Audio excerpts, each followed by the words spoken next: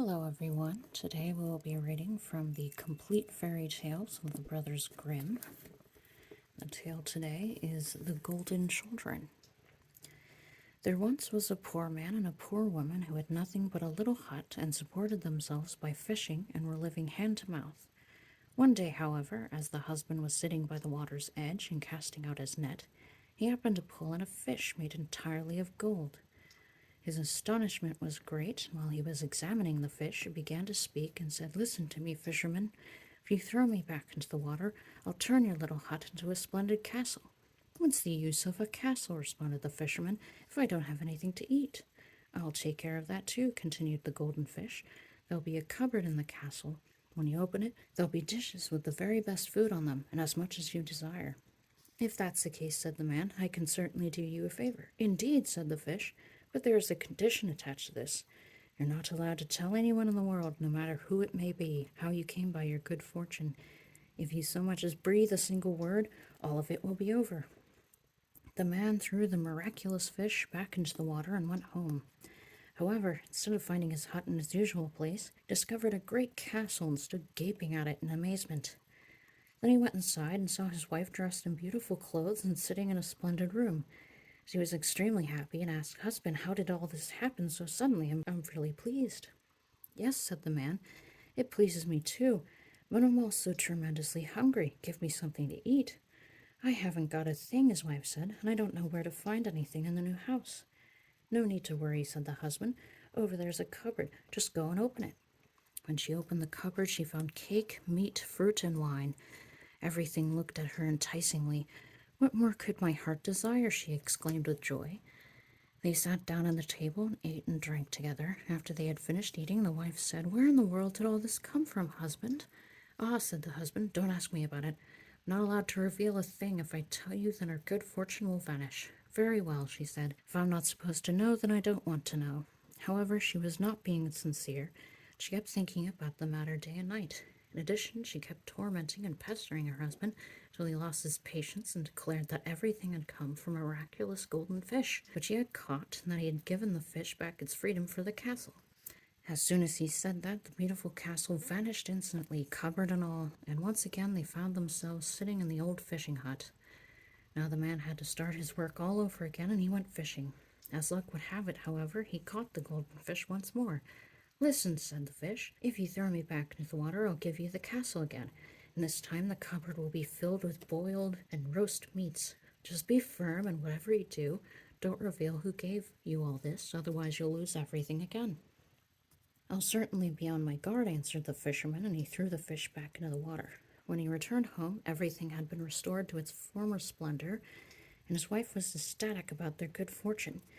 Yet curiosity got the better of her. In a few days she began asking questions again about how it all had happened and how he had managed everything.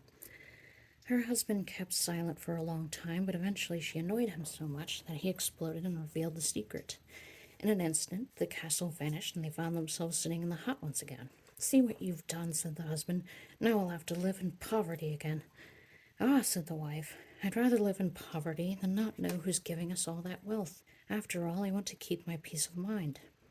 The man went fishing again, and after a while the same thing occurred. He pulled in the golden fish for the third time. "Listen," said the fish, "it's clear to me that I'm bound to keep falling into your hands.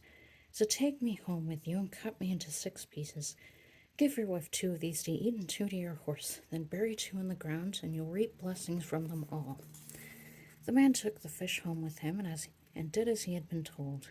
Then it came to pass that the 2 pieces he had buried in the ground grew into 2 golden lilies. His horse had 2 golden fowls, and his wife gave birth to 2 children who were all gold.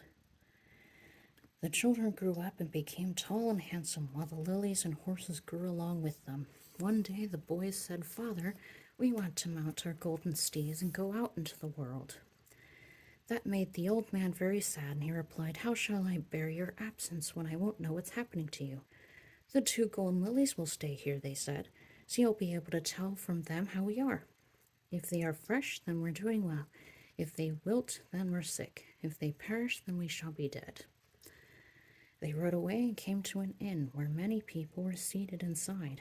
When the people caught sight of the 2 golden boys, they began to laugh at them and mock them. Hearing their mockery, one of the brothers felt ashamed, decided that he did not want to see the world any more, so he turned around and went back to his father.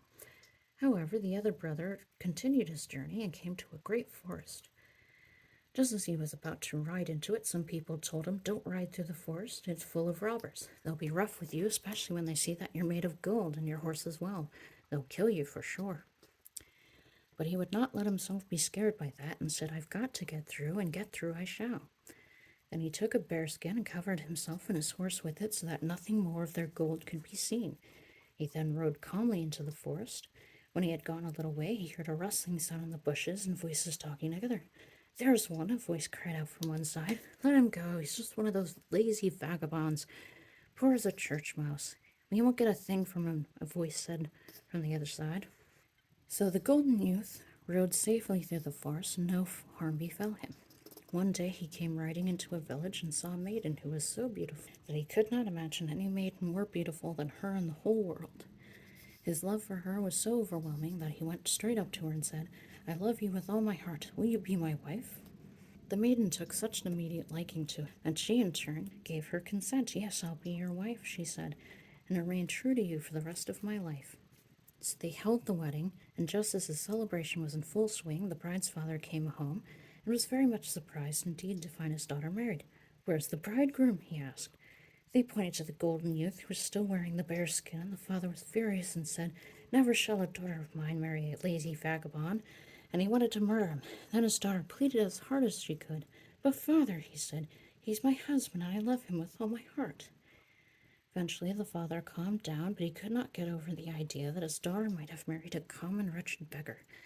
And he woke up early the next morning to see for himself. When he looked into their room, he saw a dazzling golden man in bed, and the discarded bearskin was lying on the floor. Then he went back to his room and thought, "It's a good thing that I kept my temper. Otherwise I might have committed an awful crime."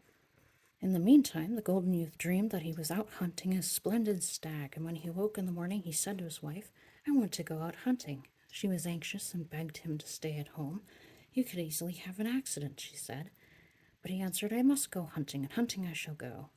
He got up and went into the forest. Before long, a proud stag stopped in front of him, just as in his dream. He took aim and was about to shoot, but the stag ran off. He chased the animal over ditches and through bushes and did not get tired all day.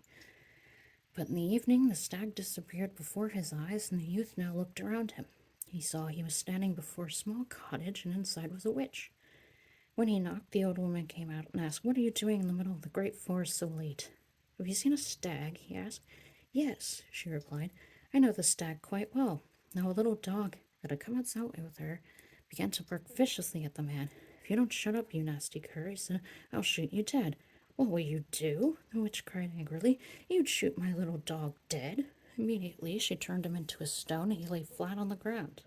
Meanwhile, his bride waited for him in vain and thought, "I'm sure that my fears have come true, as well as everything else that was weighing so heavily on my heart."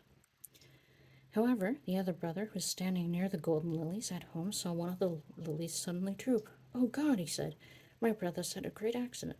I've got to go and see if I can save him." "Stay here," said the father. "What shall I do if I lose you as well?" "I must go," he replied, "and go I will." He mounted his golden steed, rode off, and came to the forest when his brother was lying on the ground as a stone. The old witch came out of her house and called out to him. She wanted to trap him too, but he kept his distance from her and said, "If you don't bring my brother back to life, I'm going to shoot you." Unwillingly, she touched the stone with her finger, and the brother regained his human form at once. There was great rejoicing when the two brothers saw each other again. They embraced, kissed each other, and rode out of the forest together, the one to his bride, the other home to his father. "I was positive that you rescued your brother," said the father. "I knew that when the other golden lily suddenly straightened up and began to bloom again. From then on they lived happily, and everything went well for them until they died." So that was the story of the Golden Children from the complete fairy tales of the Brothers Grimm. If you enjoyed that, please feel free to leave a like or a comment, and for more, you can subscribe. And thank you for visiting my channel. I hope you have a wonderful day.